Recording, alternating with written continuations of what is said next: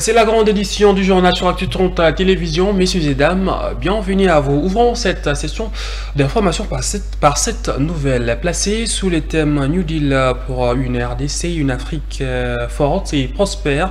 La 10e édition du Business Forum Makutano, premier réseau d'affaires d'Afrique centrale, a été officiellement lancé ce mercredi 13 novembre à Kinshasa par les présidents de la République Félix-Antoine Tshisekedi au cours d'une cérémonie organisée au centre financier. Je vous invite à suivre l'extrait du discours du chef de l'État congolais. Évolution, la République démocratique du Congo doit devenir un moteur d'innovation en misant sur la technologie et la créativité de sa jeunesse. Le 4e pilier est une gouvernance transparente et responsable, indispensable pour bâtir la confiance de nos concitoyens et de nos partenaires internationaux.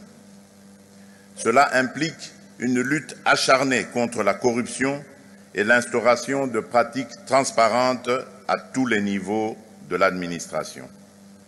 Enfin, le 5e pilier est le renforcement du capital humain, essentiel pour garantir notre jeunesse, que notre jeunesse puisse contribuer efficacement au développement de notre nation.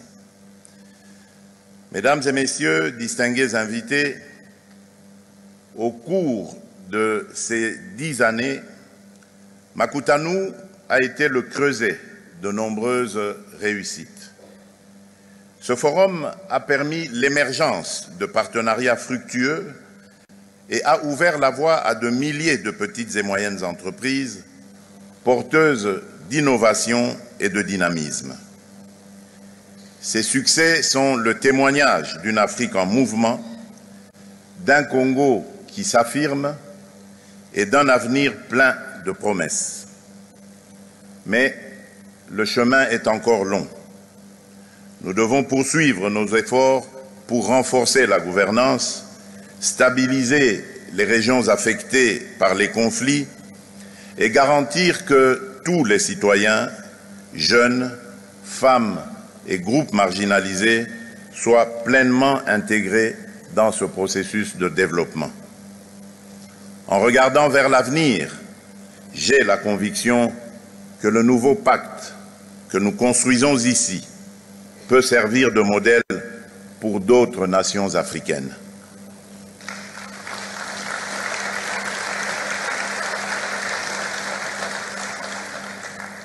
En mettant l'accent sur l'innovation, la durabilité et l'inclusivité, nous avons l'opportunité de transformer notre continent, de valoriser nos richesses tout en investissant dans notre capital humain.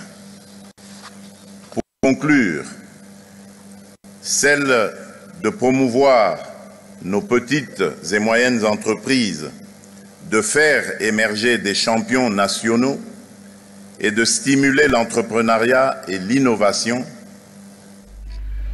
Dans le reste de l'actualité est prévu le mardi, l'examen du projet de loi des rééditions des comptes exercice 2023 et celui des finances rectificatives 2024 au Sénat a été suspendu à la base à une mention incidentielle soulevée par la sénatrice Vicky Katoumoua, révélant que les rapports de la Cour des comptes exercice 2023 n'a pas été transmis aux sénateurs.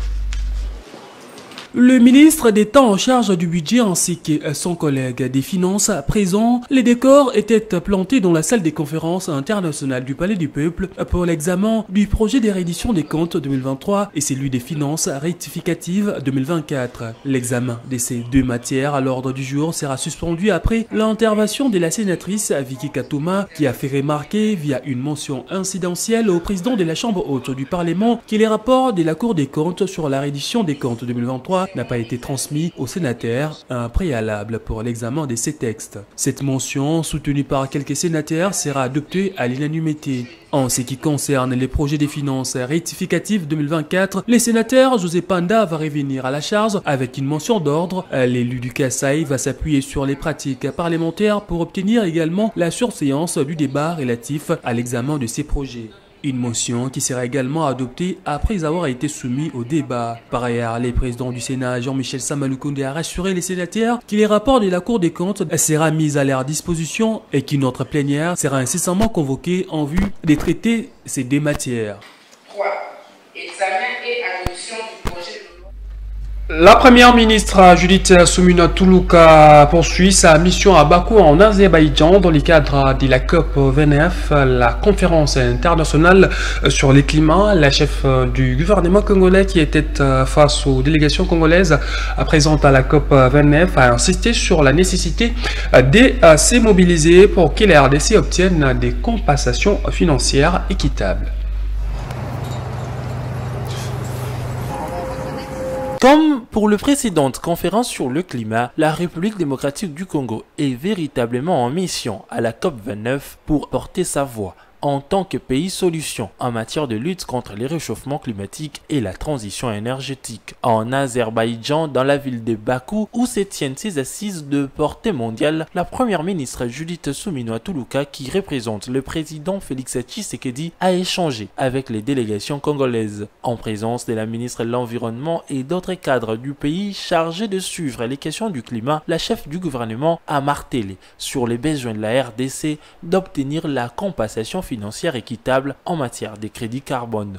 Ce qui est important dans ce type de rencontre ici, notamment la COP29, le fait qu'aujourd'hui nous sommes ce potentiel que nous offrons au monde, comment nous défendons cette position et comment nous allons récupérer financièrement ce qui va nous permettre d'accélérer notre développement. Tout le monde sait que quand on est dans la théorie de l'offre et de la demande, quand l'offre est faible et que la demande est importante, c'est celui qui a cette offre faible qui gagne le plus. Mais ce que nous vivons aujourd'hui est le contraire de cette théorie. Donc aujourd'hui, le plus important maintenant, c'est de faire entendre notre voix et de s'assurer qu'on puisse être rétribué. Ce n'est pas une récompense, c'est une digne rétribution par rapport à ce que nous apportons pour le monde. Les délégations de la République démocratique du Congo à la COP29 restent sur la même longueur d'onde que la ligne fixée par le gouvernement en vue de porter haut la position du pays. Le Congo doit être rétribué à sa juste valeur. Donc, mais pour cela, il faut mettre les garde-fous, il faut s'imposer sur le plan international. Nous sommes un pays qui a beaucoup de défis. Mais pour cela, nous avons besoin d'un appui financier, un appui technique, un appui en renforcement de capacité. L'un des enjeux majeurs de cette COP, c'est d'arriver à un accord à travers les négociations pour qu'on puisse fixer les montants qui devraient être versés aux pays en développement qui polluent moins, un montant plus élevé. Je crois que la RDC doit jouer ses rôles de leadership pour que les avantages climatiques qui viennent à notre pays. On ne doit pas se limiter à un potentiel. Il faut que le potentiel devienne une réalité. Prévu du 11 au 22 novembre prochain, la COP29 réunit plusieurs chefs d'État et de gouvernement. Elle a pour objectif de stimuler l'action internationale pour limiter le changement climatique.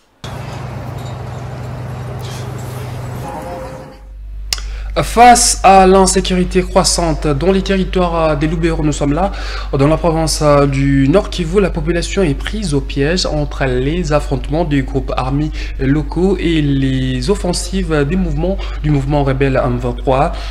Moindo Tafouteni, président de la société civile des Lubero, alerte sur une situation humanitaire désastreuse où plus de 80% du territoire est sous occupation. Ce qui est de la sécurité, le territoire de Lubero, personne n'ignore qu'il est dominé beaucoup plus par les groupes armés. On peut parler de plus de 80% est sous contrôle des groupes armés, avec une grande partie qui est aussi sous contrôle du M23, surtout la partie sud du territoire.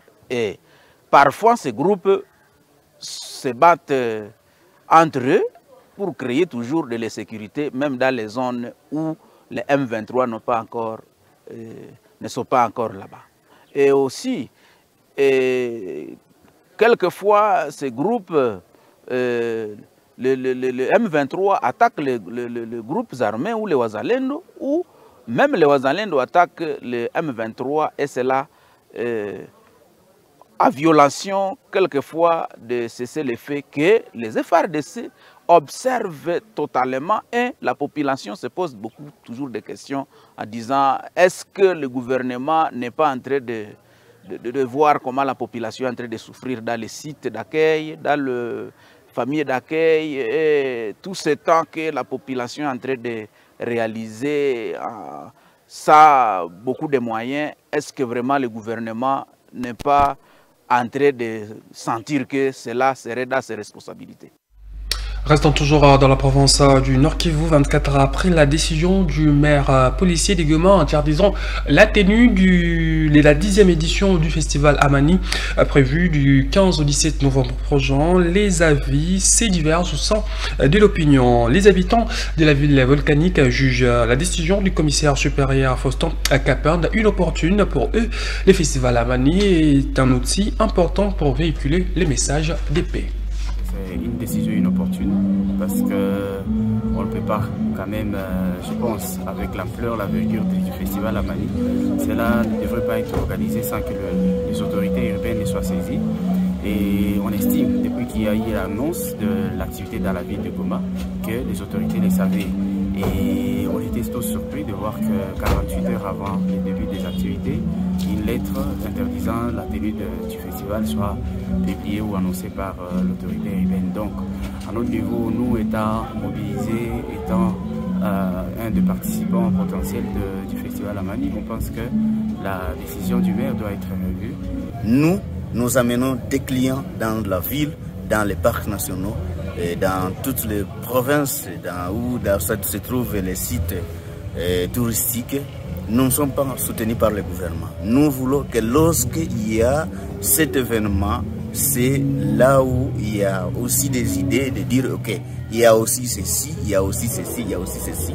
C'est l'intérêt de notre population, c'est l'intérêt du gouvernement. Le gouverneur de la province du Nord Kivu, M. Peter Chirimwami, son Excellence Peter Chirimwami, de laisser la population se rencontrer pour le développement du pays et pour chercher la paix entre nous-mêmes. 400 éléments des forces armées de la République démocratique du Congo dans la province de l'Ituri ont clôturé leur formation lundi dernier à Bunia. Ils ont été formés par des instructeurs congolais et onusiens. Les gouverneurs militaires, les lieutenants général Loué Kachoma Jouni, les ont invités au respect des règles d'engagement et des comportements.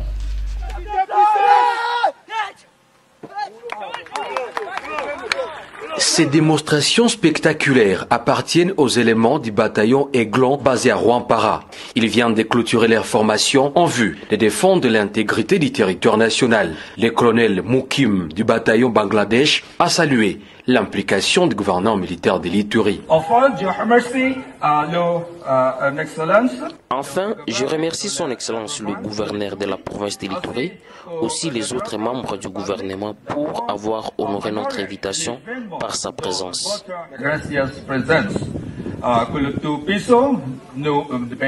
Le commandant des opérations et gouverneur militaire de l'Ituri, le lieutenant-général Loué Kachoma Jouni, qui a présidé cette cérémonie, a salué la collaboration entre les deux forces. Je suis l'homme le plus heureux parce que cela montre que nous collaborons très bien avec la MONUSCO.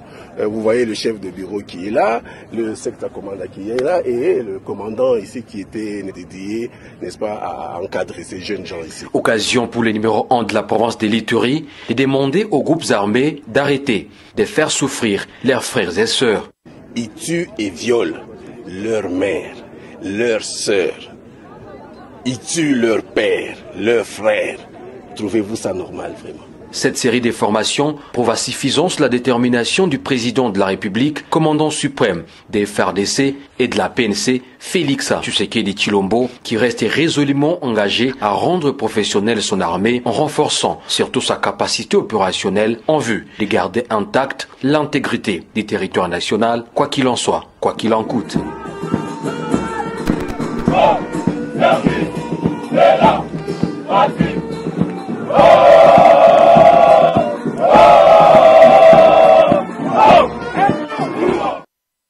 Des Allez, retour dans la capitale congolaise. Après les récentes pluies à Kinshasa, un lac artificiel s'est créé sur l'avenue à Forgeron. Nous sommes là dans la commune de Limbete, causant des embouteillages sur 6 et tronçons. À la base de cette situation, l'absence d'écurage des caniveaux. La population environnante appelle les autorités congolaises à agir le plus vite possible.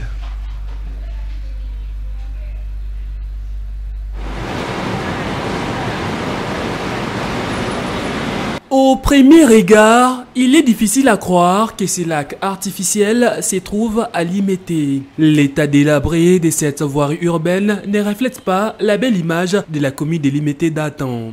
Ici, nous sommes sur la route Forgeron à la première rue Funa. Après chaque pluie, des véhicules, motos ou encore des piétons ont du mal à circuler en toute quiétude à cause de la boue et des eaux stagnantes. Sur ces tronçons, les embouteillages sont devenus monnaie courante. Les autres mots de choc à Banzela, ils ont suite à pont, ils ont awa. Na pont moko ils ont liboso kuna. Tema bukana, yango mosake maison à auto mingi. En plus, ils ont sur les lots qui va maï bando traîner à mingi. Biloko batongi na ngam. Au moins on ba station batongi. Parce que la station maï tondi awa au moins ndambo kabani monsieur qui pour les fanzi. Ce qui me dit, le monde est bien dans le monde qui est. Les autres mots suivis par conséquence via biloko batongi na ngam. Donc ce mot c'est beti. Awa, il faut s'attaquer 4 jours pour etika nenge tikali awa. Bakonzi. Balanda kaka mbongo te mais baye banano ko bongisa mboka. Mboka nde ezalaka malamu mpona mboka eza elengi. Mboka eza na elengi te Kinshasa ebeba ezalaka boye te. Bato bazopesa mwa mbongo babongisa banzela baza wapi? Nzelo eza na ngutu ya kobongisa te. Ezala ko timola kalamu oyo efungwama ko drainer. Ezala problème à drainage. Kinshasa ezali problème ya drainage. Soki bo bongisika makamba drainage Kinshasa kozonga propre. Nous avons l'impression que tous vivent dans la poubelle. Donc nous sommes tous des fous. Les Congolais tout comme la poubelle. Regardez, nous vivons au-dessus de poubelles. À présent alertés, les autorités compétentes sont donc appelées à intervenir le plus vite possible. Ils servent des guides ou encore voir des agents marketeurs ou différentes personnes qui souhaitent faire leurs achats, notamment au grand marché de Kinshasa. Qui sont les Banakwata et comment se passe leur travail au quotidien? Éléments de réponse dans ces reportages.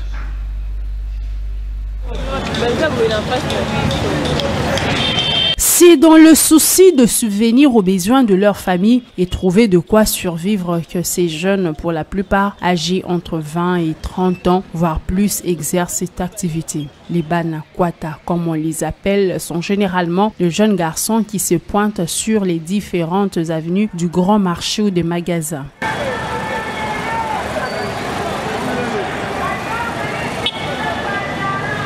Ils travaillent comme des coursiers ou encore servent des guides aux personnes qui souhaitent faire des achats dans différents magasins. Moussala ezate, yango moni ba quarter ba komi ebele na balabala quarter eza comme commission. Mais na ningala to benyango na ba terme to benyango kwata. Mais kwata eza commission. Kwata eza moussala te obiso ko sala. To mérita ko sa kwata po anini. Musana mboka ezate. Ceux qui vivent pendant le comment kwata po to zomona ebele na quartier ebele na cité ba oyiba ba sala bwe biso skweta ke ba jeune on za mapesi courage to ko yiba te non violence. Mais to zona opportunité bien te muto ko raisonner pour na biso ba jeune. Les bénéfices que ces jeunes reçoivent auprès de propriétaires de magasins se mesurent en fonction du nombre de clients qu'ils ont convenu dans l'achat de leurs produits en longueur de la journée. Kwa jeune garçon nga temi boy courage wanga na ko sa kwata te. Mais do sala kwata po to boya ko yiba na kwata wana to boko la pe bana na sasini soki na zu crier na yene na maison wana nga ko tsaka pourcentage na ko manga kumbo na fin de l'année bonne to ko ma fin de l'année bo to c'est vraiment ba saka baloso avantage de ça ba crier wa sombi so crier sombe loko akabeli ngata mo 5000 ata mo 10000 yango sala so do vivre la banda kuna biso. Malgré un travail pénible, ces Banakwata ne reçoivent pas des rémunérations à la hauteur de leurs efforts et ne parviennent pas à nouer le deux bouts de mois.